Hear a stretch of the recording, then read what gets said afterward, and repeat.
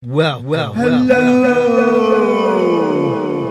to episode 17, Spooky Edition. Spooky Edition.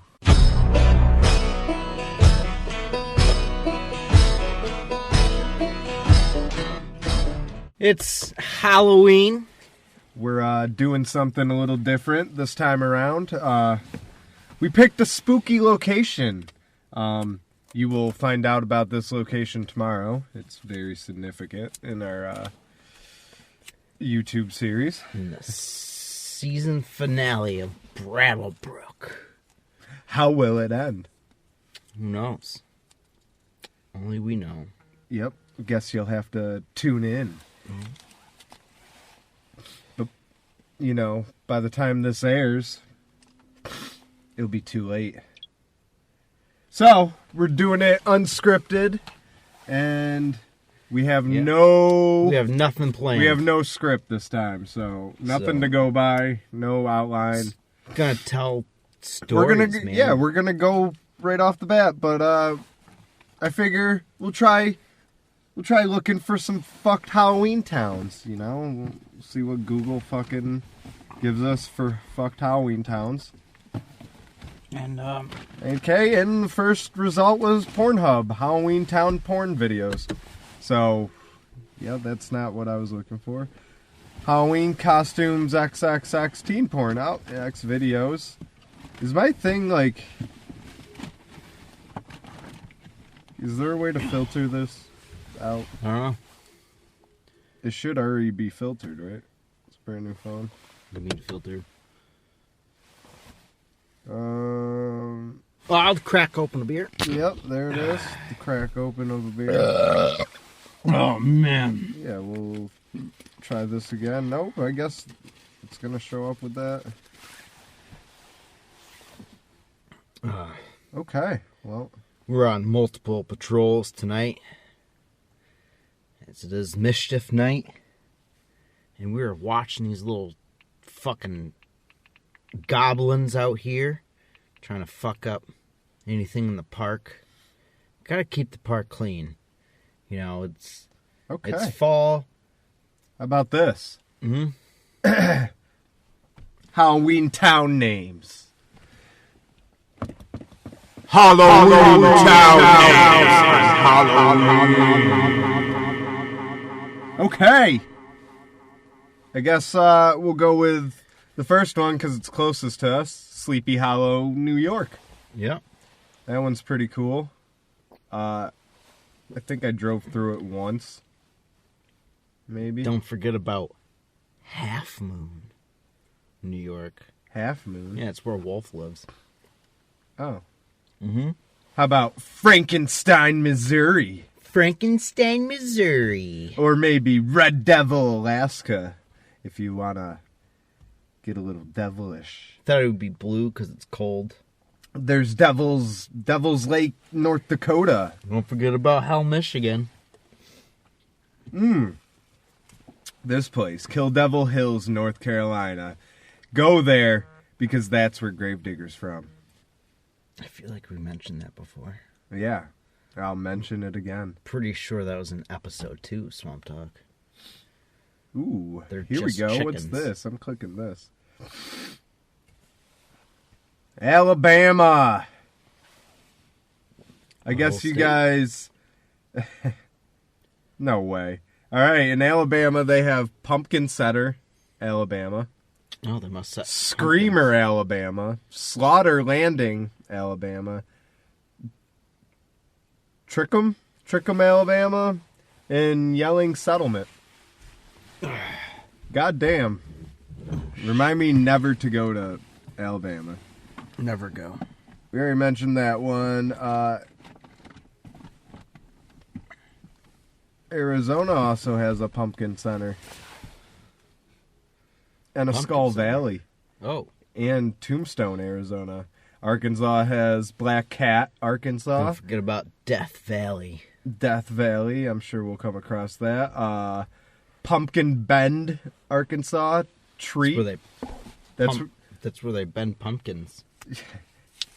I guess Treat, Arkansas, that's probably like, where the trick-or-treat part, the treat part of trick-or-treat comes from. You have to go all the way to Arkansas. Yellville. Everyone yells. California has Devil Canyon, Devil's Den, Devil's Elbow, Hell, and Pumpkin Center. Why? I guess there's 2 hells. Why is Pumpkin Center, like, do you guys not have pumpkins? So you have, like, a whole fucking place dedicated to pumpkins? Where everyone goes to buy their pumpkins, the Pumpkin Center. Colorado. Spook City. Okay. That's... I don't think that's what you think I don't think that's supposed to be spooky.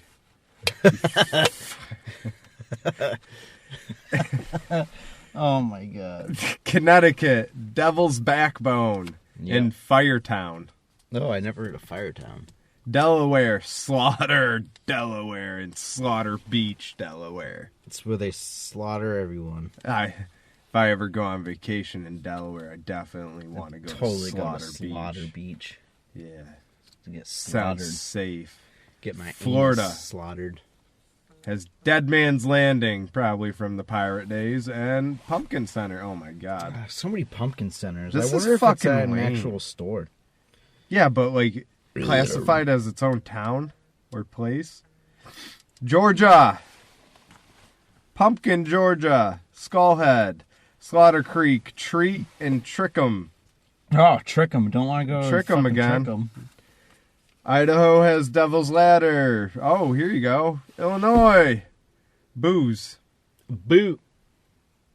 Oh, like booze. Like booze. Ooh, there's a lot of booze. Indiana. Dead Man's Crossing. Ooh. Munster. Pumpkin. Oh, my God. Fuck out of here. Dude. Pumpkin Center again? Yeah, dude. Kentucky. Oh, my God. Pumpkin Center again. Oh, my God. Fuck you and your Pumpkin Center. I'm going to see if that's an actual, like, superstore. Yeah, so look up what Pumpkin Center actually is. Kentucky has Spider. Transylvania Beach. Ooh. Louisiana. Oh, my God. Another Pumpkin Center. Dude, what is this? Slaughter, Spider, Transylvania, and Treat. Do you just dedicate towns to Halloween? Here we go. All right. It's a lawn and garden center. The store must be so big that they just make it a town. That's how big that store is. Maine, Dead Man's Corner. Yeah. Maryland, Holler. Holla. Spook Hill.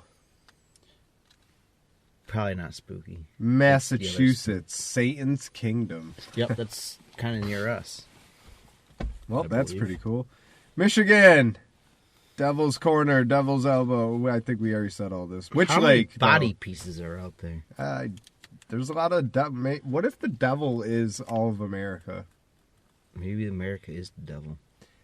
Mississippi, Bloody Springs, Merry Hell. Missouri has a Devil's Elbow. There's the other Devil's Elbows. Yeah. He must have like 9 elbows. Yeah. Nebraska's got Devil's Gap. New Hampshire has Bloody... Must be his butt. Butt crack! New Hampshire, Bloody. And Hell Hollow. New York, Fresh Kills, Great Kills, Kill Buck, Pumpkin, Pumpkin Hollow, Pumpkin Hook, Sleepy Hollow. Suicide Corners, Westkill. Holy shit. Ooh. That's a lot of killing going on in New York. North Carolina, Bat Cave. That's where Batman lives. Half Hell. Kill Devil, Hills. Yeah, we said that. Pumpkin Town. 7 Devils. Ooh. That makes sense. That's why there's a lot of devil elbows. And yeah, so there's 7 of them. Because there's 7 devils. Yeah. Transylvania County. North Dakota has Devil's Lake. Ohio, Bloody Corners. Candy Town, Dead Man Crossing, Dead Man's. Devil Town, Hell's Corner, and Pyro. Oklahoma, Dead Woman Crossing, Slaughterville.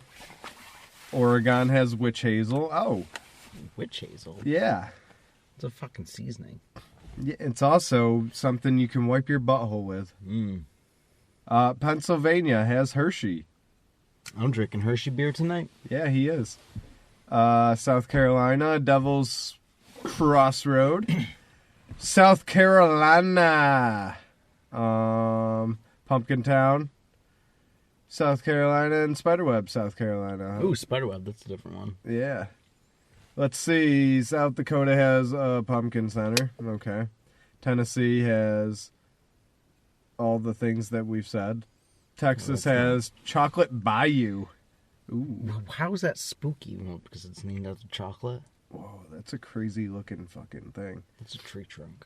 No, I mean, that's what people say it is, but it's called Devil's Tower. Utah, Devil's Slide.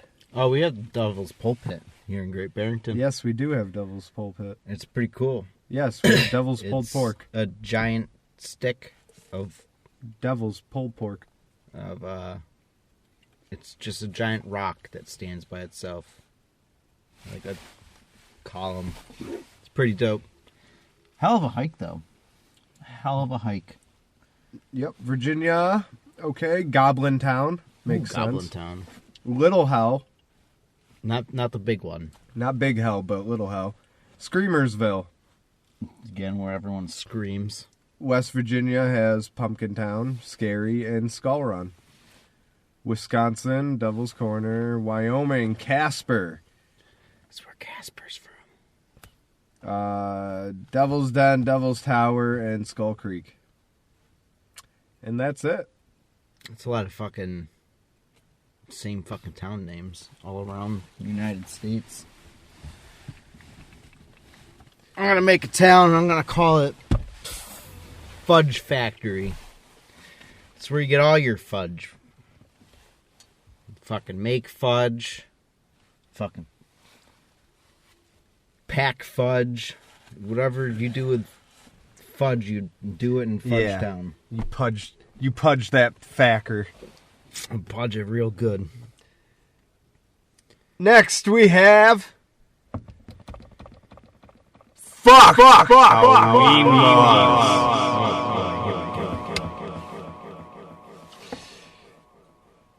Well, this goes away, I guess. No wearing a mask in public. Ha! Now you have to. Joke's on you, you fucking idiot. Yeah. In Walnut Creek, California, USA, you actually need a permit to wear a mask on Halloween. They created this law to try and prevent people from causing trouble.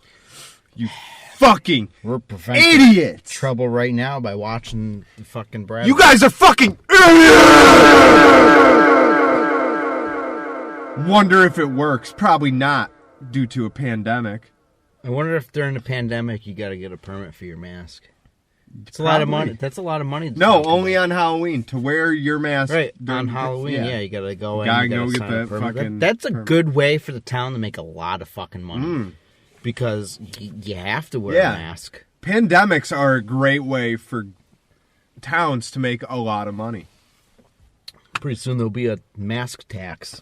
No wearing sunglasses or a hood.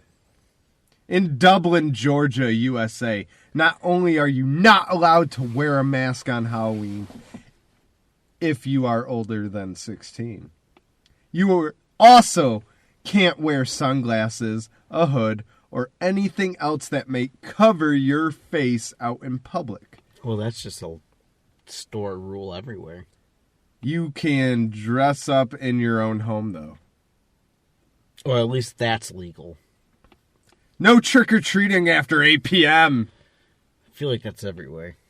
In Bathurst, NB, what's NB? Nebraska. You can be... Or is that NE? I don't know. It might be New Brunswick. Bathurst, NB. You can be fined for trick-or-treating after 8 p.m. You can blame some particularly rowdy teenagers for this rule. Super rowdy. Which came into effect after some teens were being a little too wild. How late do you like to stay out on Halloween? As late as I fucking want to. Yeah. I mean, I'm an adult. I feel like I could trick-or-treat as long as I want to. because I'm not a teen, so. No trick-or-treating on Sundays, so if Halloween falls on a Sunday, you're shit out of luck. It's totally against God. In Rehoboth Beach, Delaware. So in Delaware, USA, trick-or-treating is illegal on Sundays. Other cities have this rule as well because they don't want Halloween to disrupt people who celebrate Sabbath on Sundays. Sabbath. A religious day of rest. If Halloween falls on Sunday, kids are expected to go out on Saturday night. Yeah. Makes more sense because it's not a fucking school night. No silly string! No silly string. It's flammable. Don't you dare use silly string. In Hollywood, California, USA, people are not allowed to use silly string between midnight. Can only use on serious Halloween, string. On Halloween to noon the following day. So, from midnight on Halloween, which, okay, I guess that makes sense. It's all fucking day. To November 1st, noon time. So that's 36 hours. Yeah, that's fucked. 36 hours. You can only get serious string. I wonder if we can buy serious string. Like, probably comes out straight and it's like all hard. Yeah, well, things got a little too out of control. That's why that one got brought into effect. Should have bought some silly string tonight. No trick-or-treating after grade 8. In Belleville, Missouri, the mayor of the town passed a law saying only kids up to grade 8 were allowed to go out trick-or-treating because he felt that Halloween should only be for little kids. Seems reasonable, unless you are a very tiny 9th grader who really, really, really wants candy. Oh, in 9th grade, I really wanted candy, so I went trick-or-treating. No fucking clowns! In 2014, the town of Vendergas, France. Oh, so in France. France. Not even, so we don't have to worry about I thought this. the last one was an American, because we used 8th grade, not grade 8. They banned dressing up as a clown for Halloween and for the entire month of November. What? Yeah, you can go trick-or-treating in November. No. Just dressing up like a clown for the whole entire month of November. For anyone aged 13 and older, this happened because some people were dressing up as evil clowns and scaring people in the streets. Oh boy. God forbid you scare somebody. Well, France, you just went and ruined it for the rest of the world. France sucks. That's why no one likes French Canadians. Too fucking French. I hate French so much, I don't even eat French fries. I eat curly fries. Oh, God. Remember when they called French fries freedom fries? Yeah. Those are fucking good. They're the same fucking thing. I know, but they're better because of the name. You can taste the freedom? Yeah, you can definitely taste it. I taste these freedom fries. I taste the freedom. You bite into it and but yeah, DSB will be in the ring soon. We're probably gonna die. One of us is gonna die. My body's more prepared for cold. My body is not ready. My body is a temp. Oh fuck! Oh shit! Oh shit! Oh fuck! Dude. Uh-oh.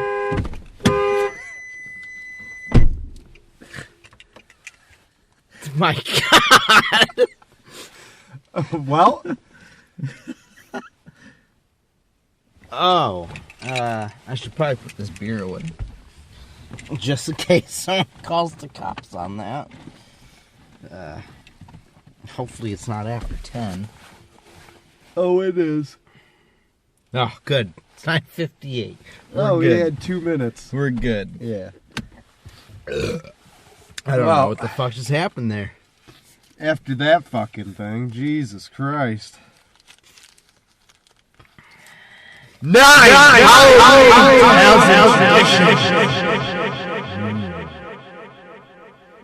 A fear of vampires spawned by consumption. Okay. That's weird. During the 19th century, the spread of tuberculosis, or consumption, claimed the lives of entire families in Rhode Island, Connecticut, Vermont, and other parts of New England. Oh, so all around where we live. Fantastic. Before physicians were able to explain how infectious diseases were spread, hopeless villagers believed that some of those who perished from consumption preyed upon their living family members. This spurred a grim practice of digging up the dead and burning their internal organs. Wow. What? Why witches fly on brooms? Yeah, you can read that one. The evil green-skinned witch flying on her magic broomstick may be a Halloween icon and a well-worn stereotype. But the actual history behind how witches came to be associated with such an everyday household object is everything but dull. Oh, is that it? No. I believe it's all that. Oh.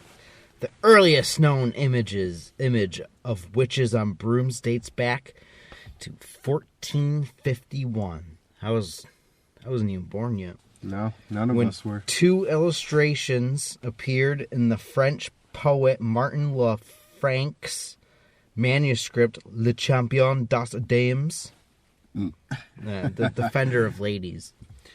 The association between witches and brooms may have roots in a pagan fertility ritual in which rural farmers would leap and dance astride poles, pitchforks, or brooms in the light of moon to encourage the growth of their crops. This broomstick. I keep looking up like there's a camera there. This broomstick dance became confused with common accounts of witches flying through the night on their way to orgies and other illicit meetings. Wow. They just assume orgies. I didn't know that witches so it was were immediately sexual. Associated with fuck. Oh! They're fucking dancing on brooms. They're fucking going to orgies. Fucking heathens. I bite my thumb at thou. Why haunted houses opened during the Great Depression? I had no idea that is when they started. Okay. It's because all the poor people need money, so they'd be like, "Oh, my house is haunted. Come on in. Charge $15." In the period leading up to the Great Depression, Halloween had become a time when young men could blow off steam by sucking each other off. No, just kidding. And cause mischief. Sometimes they went too far. In 1933, parents were outraged when hundreds of teenage boys flipped over cars. Holy shit. Damn. Sawed off telephone poles. I keep thinking this is 1451 still. No, this is 1933, so they're flipping over cars, sawing off telephone poles, and engaged in other acts of vandalism across the country. Like So orgies. they yell at us for spray painting shit, but back in the 1933s, they were literally destroying shit. That's fucked. People began to refer to that year's holiday as Black Halloween. Whoa. Why's it gotta be black? Similar to the way they referred to the stock market crash 4 years earlier as Black Tuesday. Whoa. Why's it gotta be black? Rather than banning the holiday as some demanded, many communities began organizing Halloween activities and haunted houses to keep restless would-be pranksters occupied. So, wow. It was the birthday of Mischief Night? Yeah. Pretty much is what it yeah, sounds basically. Because the picture here, it shows like a night mischief-inspired community to open up haunted houses. Yeah, blah, blah, blah. Okay. Oops. Jack-o'-lanterns and legend of Stinky Jack. Well, it sounds like Muskrat Jack. Maybe that's who they're referring to. Maybe he's some... I mean, he's been around for a long time. Yeah, we have no idea. It's just one day we ran into him and it looked like he was already living there for years. And he does smell bad, so maybe Stinky Jack is one of his names. Yeah, I'm collecting all those cans all day, all that rotten beer and stuff, pouring on him. Pissing on himself. Pissing on himself and stuff. Fucking Jesus Christ. An Irish myth about a man named Stinky Jack is believed to have led to the tradition of carving scary faces into gourds. Ooh. According to the legend, Jack tricks the devil into paying for his drink and then traps him in the form of a coin. Irish people and coins, man. Leprechauns, they're always chasing the fucking pot of gold, which is gold coins. Lucky Charms. Yep. All kinds of things. All kinds of gourds. The devil eventually takes revenge, and Stinky Jack ends up roaming Earth for eternity without a place in heaven or hell. Oh, I know what a Stinky Jack is. Sounds like a leprechaun. No, it's when you shit the pumpkin. Sounds like a good day. Jack does, however, have a lighted coal, which he places... Coal? Yeah. Which he places inside a carved turnip, and creating the original jack-o'-lantern. Oh. So, why are we using pumpkins? I feel like we should just use a turnip. I mean, yeah, I think turnips should be the new pumpkin. They're probably cheaper.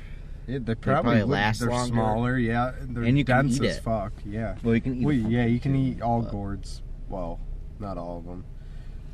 Abraham Lincoln's ghost in the White House. Oh, is it his ghost or the one that he saw? 4 years, presidents, first ladies, guests, and members of White House staff have claimed to have either seen Abraham Lincoln or felt his presence. Oh, man. I feel like if I was in the White House and I felt like this cold air brush up on me, or like my breath being taken away, I would just immediately assume that it is Abraham Lincoln's presence upon me. The wind is cold tonight. It must be Abraham Lincoln. Abraham Lincoln's presence upon me. Okay, Grace Coolidge, wife of Calvin Coolidge, whatever, the 30th president, I don't know, was the first person to report have seen the ghost of Abraham Lincoln.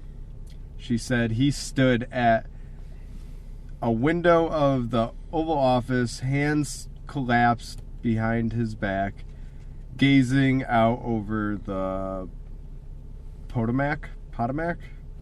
I don't know. Perhaps still seeing the bloody battlefields beyond. It sounds like post-traumatic stress disorder. Yeah. That's fucking Abraham Lincoln. Fucking Abraham Lincoln. Feeling his presence upon you. Spirit photography claims to capture ghost on film. In the post-Civil War era, when many Americans were reeling from a loss, a photographer named William Mumler claimed to capture ghosts on film. While taking selfies for practice, one of Mumler's prints came back with an unexplainable aberration. Did they really call it a selfie? No.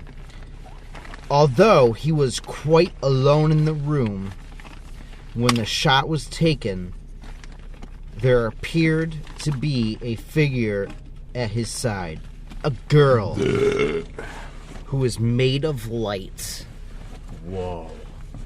Amazing. Mumler showed the photo to his spiritualist friend, who told him the girl in the image was almost certainly a ghost.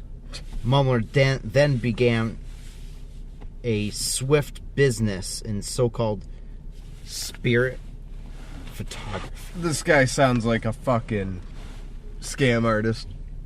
I didn't know that selfies existed back then. Me either.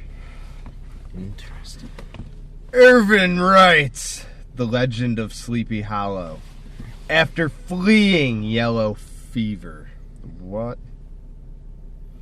Okay, Washington Irvin's 1820 tale of the Headless Horseman who terrorizes the real-life village of Sleepy Hollow is considered one of America's first ghost stories. And one of the scariest. Scary. It is so fucking scary. I'm scared. I'm so scared.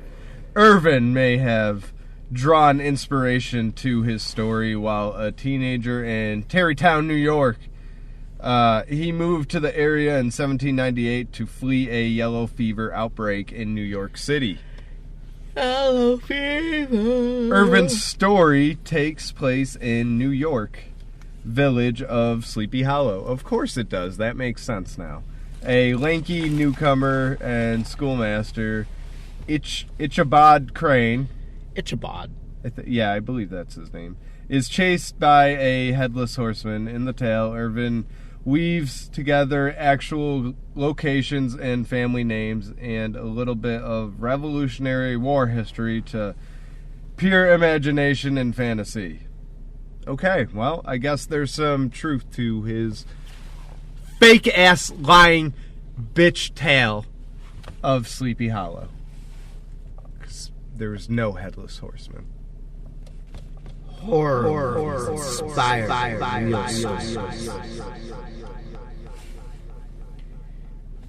That's not part of it. Wait, where would you read? Right there.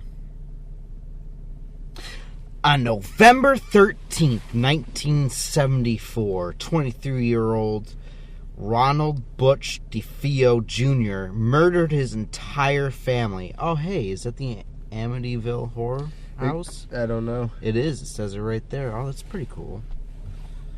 That's by us too, isn't it? Kinda. Well, he killed his family in their sleep. 1 year later, the Lutz family purchased the house in Amityville, New York, where the horror took place. George and Kathleen Lutz then claimed they experienced shocking paranormal phenomena in the house. Green slime oozing from the walls. A creature with red eyes and multiple family members levitating in their beds. Sounds like a terrible dream. Sounds like a terrible movie. Yeah, it was alright. The claims appeared in J. Anson's 1977 book, The Amityville Horror, which inspired the 1979 movie of the same title, which inspired many more movies. With the same title. Why Mary Shelley carried her dead husband's heart. Whoa. Ooh. Frankenstein author Mary Shelley is world renowned for her terrifying fiction, but few knew that she had a dark secret of her own. Shelley's husband, Percy, drowned at a young age of 29. Wow. Pathetic. You're 29, you didn't even know how to swim. When his boat was caught in a storm in July 1822. Percy's body and those of his fellow sailors were found 10 days later. Percy, Shelley, and the others were cremated, but Shelley's heart did not burn, perhaps due to a bout of tuberculosis early in his life. Mary Shelley eventually took ownership of her late husband's heart and is said to have carried it around in a silk bag. Ooh, that's kind of gross. I would have thrown that in a frying pan, cooked it up real good. It didn't burn. That's gross. How does tuberculosis protect against fire? I don't know. We should probably get it so that we can survive fires. I wonder where you can get tuberculosis nowadays. Yeah, you could probably get it in a jar or something. What, tuberculosis? Yeah. I would imagine so. I mean, it's fire retarded. So Yeah. Doesn't even know how to burn. No, it doesn't. Apparently. Terrifying murders committed on Halloween.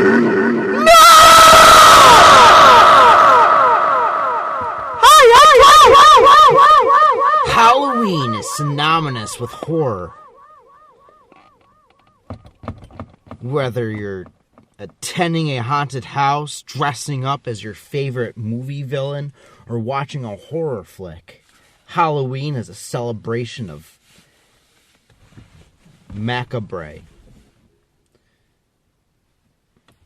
For some, however, the horrors of Halloween night are all too real.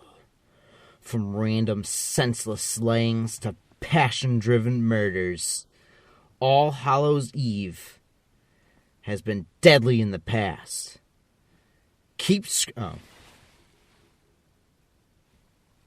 That was a good intro. It was an amazing intro. Ronald O'Brien has been called the man who killed Halloween and the Candyman. Well, that guy doesn't look happy at all. No, he for being looks known very as the pissed. Candyman. On Halloween in 1974, 8-year-old Timothy O'Brien, he was only 8, returned to his Houston house from a long night of trick-or-treating, which every kid does at that age. His father, Ronald, gave him one last piece of candy, a pixie stick, which Timothy ate instantly. Within moments, the boy was vomiting, and he died on the way to the hospital. What? After changing his story multiple times, police learned that Ronald was responsible for his son's death, as he had poisoned the candy with cyanide. I remember those days when people would just poison other people with cyanide. Oh, yeah. I remember like that was just yesterday. Turns out Ronald was in debt and had taken out life insurance policy on his children. A year later, he was found guilty of the murder, and he was given the death penalty by lethal injection. They should have just gave him a pixie stick. The murder left its marks, though. Parents today still check their kids' candy to see if it's been tampered with. It's been a huge thing when we were a kid. Oh, let me check your candy. Don't take any fruit from anybody's house. It might have a razor blade in it. Like, who the fuck?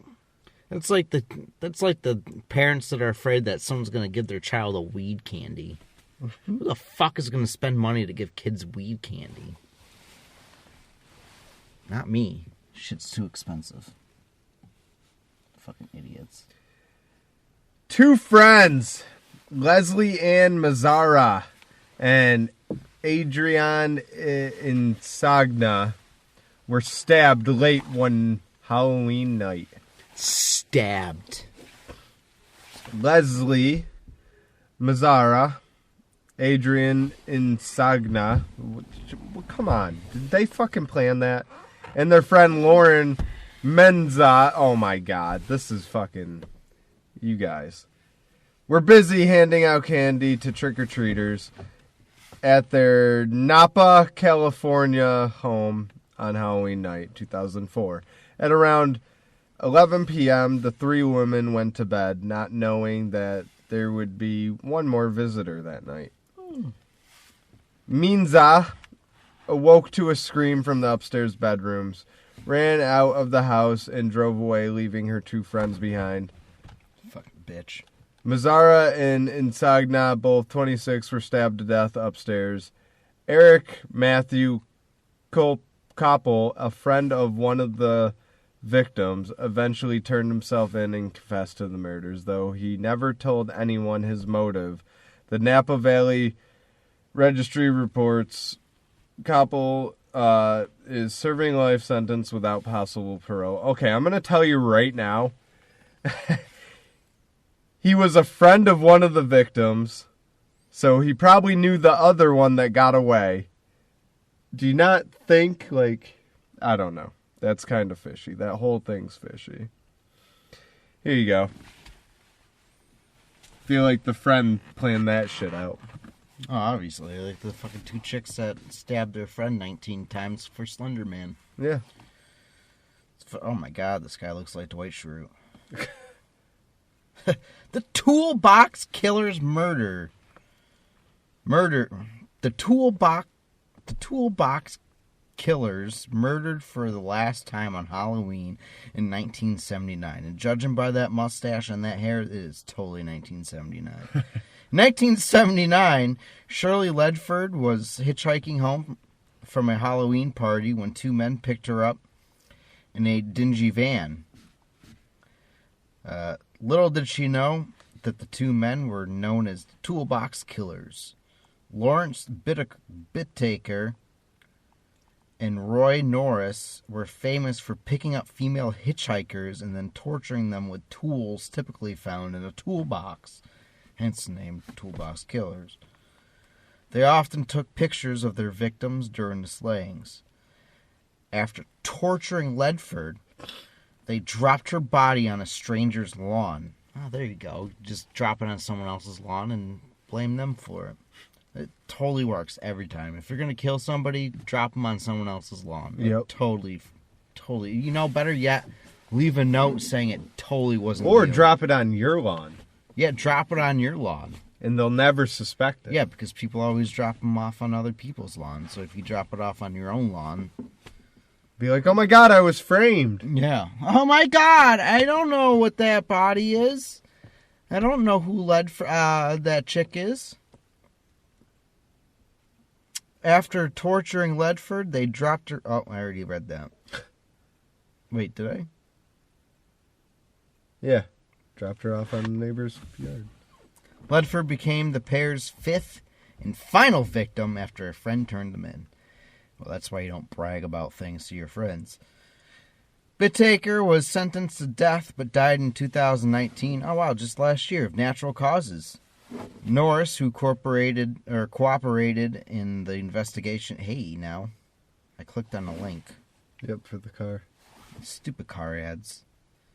I'm going to throw in a car ad just to piss you guys off. And you're going to click it.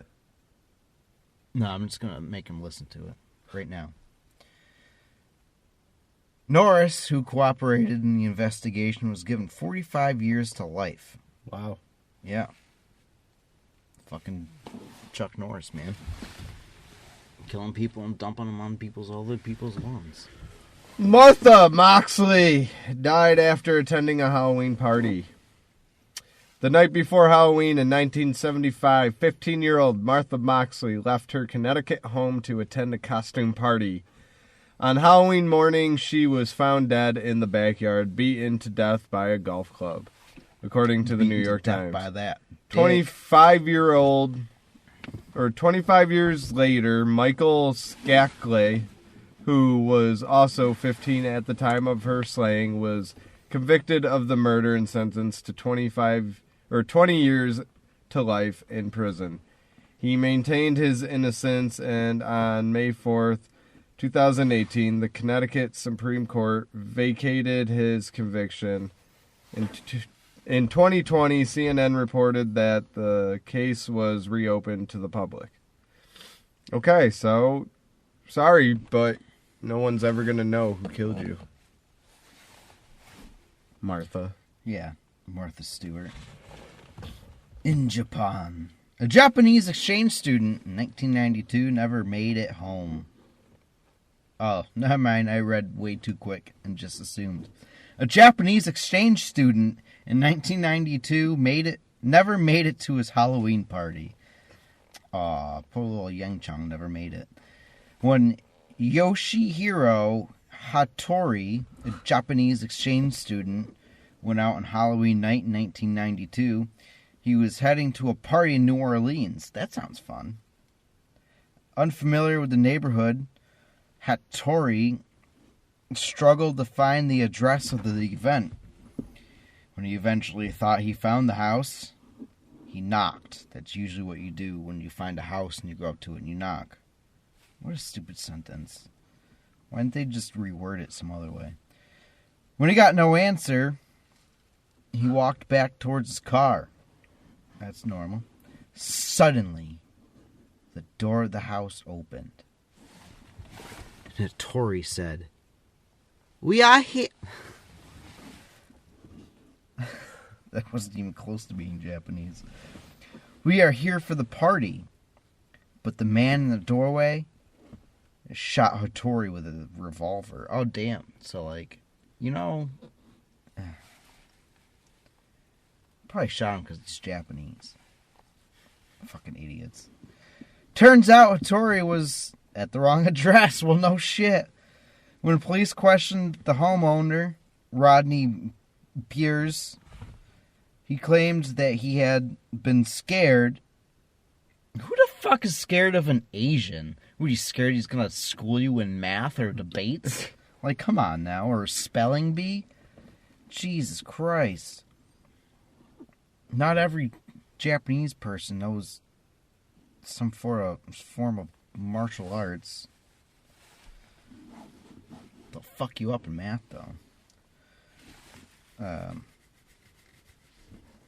Anyways, he was scared and thought the student was trespassing on his property with criminal intent. An Asian kid? Pierce? I mean, he was walking away.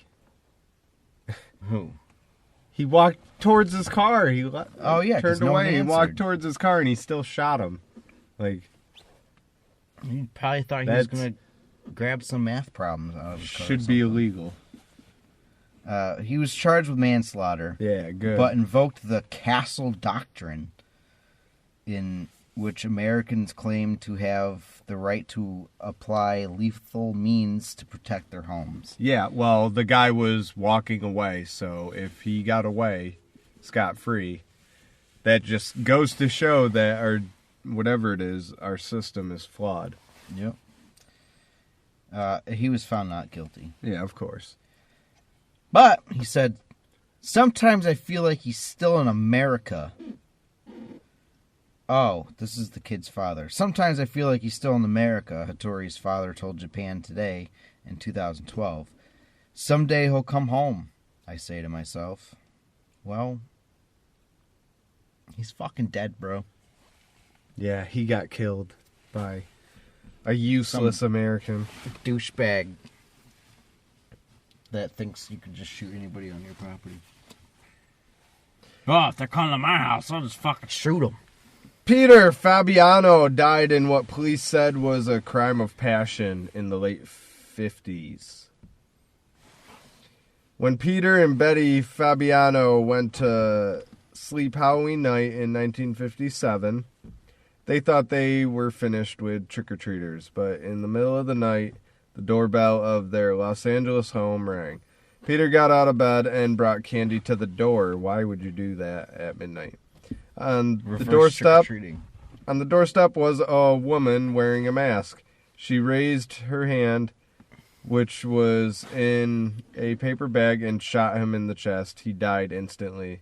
According to Los Angeles Times, police eventually arrested a woman named Joan Rebel, who reportedly had a sexual relationship with Peter's wife, Betty. It's believed Rebel talked another woman, Goldine Pizer, into murdering Peter. Rebel was convicted of second-degree murder along with Pizer and was sentenced to 5 years to life in prison. Damn. And both women were later released. Betty was never tried for any connection in her husband's death. Damn. Never get married. Johnny Frank Garrett was convicted of strangling a nun to death on All Hallows Eve. That's a very 70s picture, too. Wow, it's 1981. Look at those mustache. Everyone had... Oh, man. On October 31st, 1981, Sister Tadia Ben's body was found naked on a convent in Texas. The other nuns in the house noticed a broken window in the community room, so they called the police immediately. Authorities found Ben's body. Oh, nope, they didn't find her body. They found her clothing and a knife under the bed. Meanwhile, what was she doing with a knife under her bed? Masturbating with it. Oof. An autopsy revealed the nun was stabbed. Couldn't tell by the stab wounds. Strangled and sexually assaulted. Ooh. She had a great last couple minutes of her life.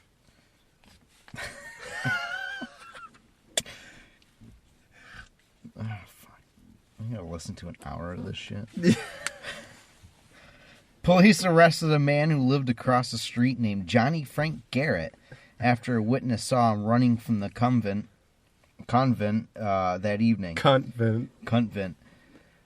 He was convicted and sentenced to death in 1992. Immediately. 11 years later. His last words were reported to be, "I'd like to thank my family for loving me and caring for me. Or taking care of me. The rest of the world can kiss my ass." Oh, that's a good last name. Or last words. Yeah, fuck the world. Looks like someone threw an egg at that car. Yeah, it does.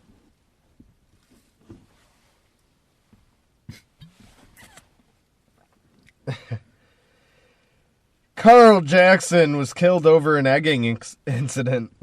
Sounds like people in Pittsfield bitching in the Berkshires and fucking in Berkshire Info and all that.